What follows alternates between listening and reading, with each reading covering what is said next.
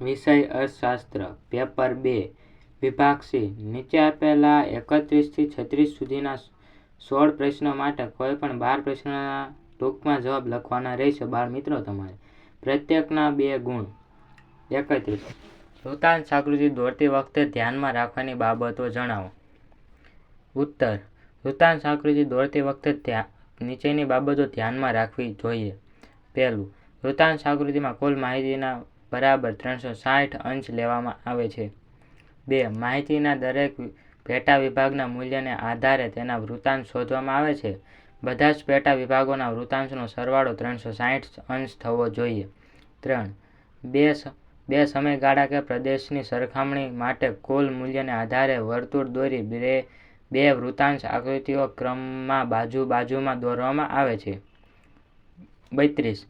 કયા આલેખો સામયિક શ્રેણીના આલેખો તરીકે ઓળખવામાં આવે છે? ઉત્તર.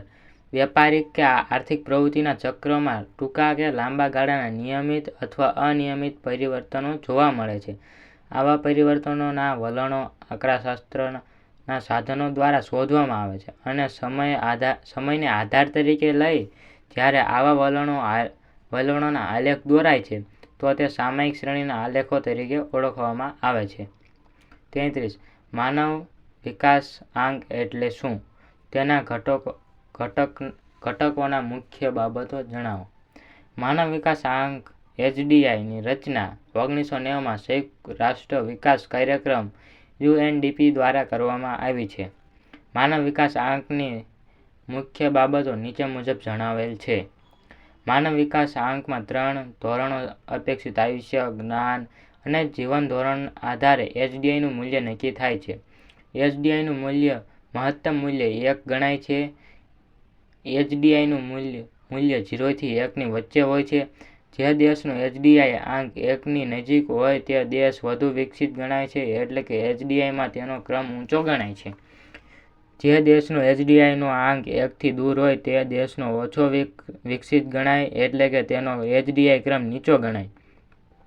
વર્ષ 2014માં દુનિયાના 188 દેશોમાં HDI-માં નોર્વે 0.944 આંક સાથે પ્રથમ ક્રમે હતો, જ્યારે ભારત 130મા ક્રમે હતો અને તેનો HDI આંક 0.609 હતો, જ્યારે આફ્રિકા ખંડનો નાઇજર 0.348 આંક સાથે છેલ્લા ક્રમે હતો. 34. વૃદ્ધિ અને વિકાસમાંથી કોને માપવામાં મુશ્કેલી પડે છે? શા માટે? ઉત્તર. આર્થિક વૃદ્ધિ અને આર્થિક વિકાસ એ બંનેમાંથી આર્થિક વિકાસ માપવામાં મુશ્કેલી પડે છે. જેના કારણો નીચે મુજબ છે. આર્થિક વિકાસમાં પરિમાણાત્મક ઉપરાંત ગુણાત્મક પરિવર્તનો થતા હોય છે. આર્થિક વિકાસમાં સામાજિક પરિવર્તનો પણ થતા હોય છે, જેમ કે લોકોના મનોવલણો કેટલાય બદલાય, પરંતુ તેમનું ચોક્કસ માપ મેળવી શકાતું નથી. 35. નાણાંના મૂલ્યના માપદંડ તરીકેના કાર્યને ઉદાહરણ સહિત સમજાવો. ઉત્તર. નાણું એ વસ્તુ કે સેવાના મૂલ્યનો માપદંડ છે. જેમ કાપડ મીટરમાં, દૂધ લીટરમાં, અનાજ ગ્રામમાં માપી શકાય છે, તેમ વસ્તુ કે સેવાનું મૂલ્ય નાણાંના એકમમાં માપી શકાય છે. વસ્તુ વિનિમયની પદ્ધતિમાં દરેક વસ્તુનું મૂલ્ય બીજી અગણિત વસ્તુની તુલનામાં આંકવાનું રહેતું. નાણાંના ઉપયોગથી એ મુશ્કેલી દૂર થઈ છે. દરેક વસ્તુ કે સેવા નાણાંના રૂપમાં ચોક્કસ મૂલ્ય કે કિંમત ધરાવતી હોવાથી જુદી જુદી વસ્તુઓ અને સેવાઓના મૂલ્યોની તુલના કરવાનો પ્રશ્ન રહેતો નથી. જ્યારથી નાણું વિનિમયના માધ્યમ તરીકે સ્વીકૃતિ પામ્યું છે, ત્યારથી મૂલ્યના માપદંડમાં ચોકસાઈ અને નિશ્ચિતતા આવી છે. નાણાંમાં દરેક વસ્તુનું મૂલ્ય વ્યક્ત થયેલું હોય છે અને એ મૂલ્ય બધી વ્યક્તિઓ માટે સરખું હોય છે. 36. સાટા પ્રથાના કોઈપણ 2 ફાયદાઓ જણાવો. ઉત્તર. 1. કોઈપણ મૂલ્ય માપદંડની જરૂર પડતી નથી. 2. પરસ્પર જરૂરિયાતોની લેવડ દેવડ સરળ બની રહે છે. 37. નાણાકીય નીતિને સ્થિરતા લાવવા માટેની નીતિ તરીકે પણ ઓળખાય છે. સમજાવો. ઉત્તર. અર્થશાસ્ત્રના સિદ્ધાંતો મુજબ અર્થતંત્રમાં નાણાંની માંગ અને નાણાંના પુરવઠાનું સંચાલન અને નિયંત્રણ કરવા અંગેની નીતિ એટલે નાણાકીય નીતિ. નાણાકીય નીતિને અર્થતંત્રમાં સ્થિરતા લાવવા માટેની સ્થિરીકરણ નીતિ તરીકે પણ ઓળખવામાં આવે છે. નાણાકીય નીતિની સૈદ્ધાંતિક વ્યાખ્યા આ મુજબ છે. નાણાકીય સત્તા દ્વારા લેવાયેલા એવા સભાન પગલાં જે નાણાંના જથ્થા, ઉપલબ્ધિ અને નાણાંના ખર્ચમાં પરિવર્તન લાવે એવી નીતિ નાણાકીય નીતિ તરીકે ઓળખવામાં આવે છે. સામાન્ય આર્થિક નીતિના હેતુઓ સિદ્ધ કરવા માટે મધ્યસ્થ બેંકના હસ્તક નાણાંના પુરવઠાને અંકુશિત કરવાના સાધનો આપતી નીતિ એટલે નાણાકીય નીતિ. સાદા શબ્દોમાં, દેશમાં આર્થિક વિકાસની પ્રક્રિયાઓને ધ્યાનમાં રાખીને પ્રજાનું હિત જાળવીને આર્થિક સ્થિરતા જાળવવા મધ્યસ્થ બેંક દ્વારા નાણાંનો પુરવઠો અંકુશિત કરવા અંગેની નીતિ એટલે નાણાકીય નીતિ. 38. રોકડ અનામત પ્રમાણ એટલે શું? ઉત્તર: આરબીઆઈના 1934ના કાયદા મુજબ દરેક વેપારી બેંકે પોતાના થાપણોના જેટલા ટકા રકમ રોકડા સ્વરૂપે આરબીઆઈ પાસે અનામત તરીકે રાખવાની હોય તે ટકાવારી પ્રમાણને રોકડ અનામત પ્રમાણ તરીકે કહેવામાં આવે છે. 1962 પછી કુલ થાપણોના 3% થી 15% વચ્ચે સીઆરઆર રાખવાનું નક્કી થયેલ, જે જરૂરિયાત પ્રમાણે બદલાય. સીઆરઆરનો હેતુ બેન્કિંગ વ્યવસ્થા પાસે પૂરતા પ્રમાણમાં રોકડા નાણાં રહે તે માટેનો છે. આ સાધનોનો ઉપયોગ ફુગાવાના નિયંત્રણ માટે કરવામાં આવે છે. સીઆરઆર વધે તો બેંક પાસે શાક સર્જન માટે ઓછું નાણું રહે છે અને પ્રજાને ઓછું ધિરાણ આપે છે. તેથી નાણાંનો પુરવઠો ઘટતા ફુગાવો ઘટે છે. 39. લૈંગિક અસમાનતા ભારતમાં ગરીબી માટે પણ જવાબદાર છે. સમજાવો. ઉત્તર: ભારતીય સમાજમાં સ્ત્રીઓના આરોગ્ય પ્રત્યે ઓછું ધ્યાન આપવામાં આવે છે. પરિણામે સ્ત્રીઓમાં કુપોષણ અને નબળાઈનું પ્રમાણ વધુ જોવા મળે છે. કુપોષણને કારણે પ્રસૂતિ સમયે માતાના મૃત્યુ પ્રમાણ વધુ રહે છે અને જન્મ લેતા બાળકનું આરોગ્ય નબળું રહે છે. સ્ત્રીઓ ઘરકામ કરે તેવી માન્યતાને કારણે સ્ત્રીઓમાં શિક્ષણનું સ્તર નીચું જોવા મળે છે અને તેથી તેઓને આર્થિક ઉપાર્જનની તકો ઓછી પ્રાપ્ત થાય છે.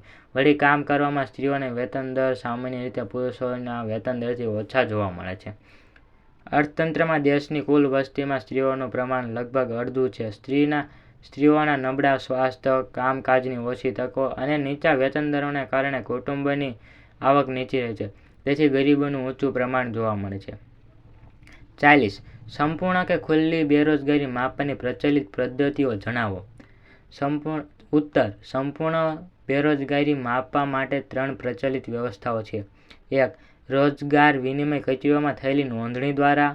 2. શ્રમ પુરવઠાના સેમ્પલ સર્વે દ્વારા. અને 3. વસ્તી ગણતરીના આંકડા દ્વારા. 41. બેરોજગારીની સમસ્યા હળ કરવાના ઉપાયોની યાદી બનાવો. સમજાવો. અહીં ભૂલ છે, ધ્યાન રાખજો બાળકો. ઉત્તર: બેરોજગારીની સમસ્યા હળ કરવા ઉપરની યાદી આ મુજબ છે. 1. વસ્તી નિયંત્રણ. 2. આર્થિક વિકાસનો ઊંચો દર. 3. રોજગારલક્ષી આયોજન. 4. રોજગારલક્ષી શિક્ષણ. 5. ગૃહ અને નાના પાયાના ઉદ્યોગોનો વિકાસ. 6. આંતરમાળખાકીય સેવાઓનો વિસ્તાર. તથા 7.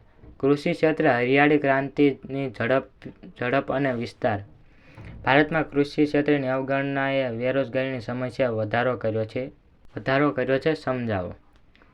ઉત્તર: ભારત એક ખેતીપ્રધાન દેશ છે જ્યાં સદીઓથી ખેતી અને ખેત સંલગ્ન પ્રવૃત્તિઓ થતી રહે છે. વર્તમાન સમયમાં સરકાર દ્વારા આપવામાં આવતી અત્યાધુનિક ટેકનોલોજીકલ અને અન્ય તમામ પ્રકારની સુવિધાઓ, સગવડો અને સેવાઓ હોવા છતાં લોકો કૃષિ ક્ષેત્રની અવગણનાએ ઔદ્યોગિક ક્ષેત્રે કે પછી અન્ય ક્ષેત્રોમાં જઈ રહ્યા છે. ભારત જેવા વિકસતા દેશોમાં જો યોગ્ય શિક્ષણ અને ટેકનોલોજીની સાથે યુવાનો અને અન્ય લોકો ખેતી ક્ષેત્રમાં જાય તો ઘણા બધા લોકોને ખૂબ જ ઓછા દરે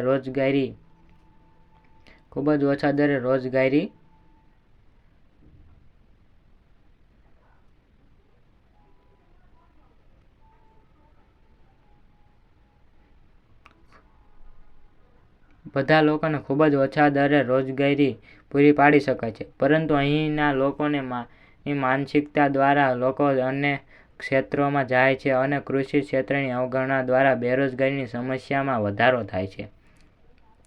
43. માલિકીને આધારે ઉદ્યોગોના પ્રકાર જણાવો. ઉત્તર 1. જાહેર ક્ષેત્રનો ઉદ્યોગ. 2. ખાનગી ક્ષેત્રના ઉદ્યોગો. 3. સંયુક્ત ક્ષેત્રના ઉદ્યોગો. 4. સહકારી ક્ષેત્રના ઉદ્યોગો. 44. સ્થળાંતરના સામાજિક કારણો સમજાવો. ઉત્તર. સ્થળાંતર માટે કેટલાક સામાજિક કારણો પણ મહત્વનો ભાગ ભજવે છે. આવા કારણો નીચે મુજબ છે. પહેલું, લગ્ન. લગ્ન થવાથી સ્ત્રી પોતાનું વતન છોડી તેના પતિના ઘરે સ્થળે કાયમી વસવાટ કરે છે. તે સામાજિક કારણ થતું સ્થળાંતર છે. 2. સામાજિક રીતિરિવાજોથી મુક્તિ મેળવવા. ગ્રામ્ય સમાજ મોટા ભાગે રૂઢિચુસ્ત હોય છે, જ્યારે શહેરીની વસ્તી મુક્ત વિચારસરણી અને આધુનિક જીવનશૈલી ધરાવતી હોય છે.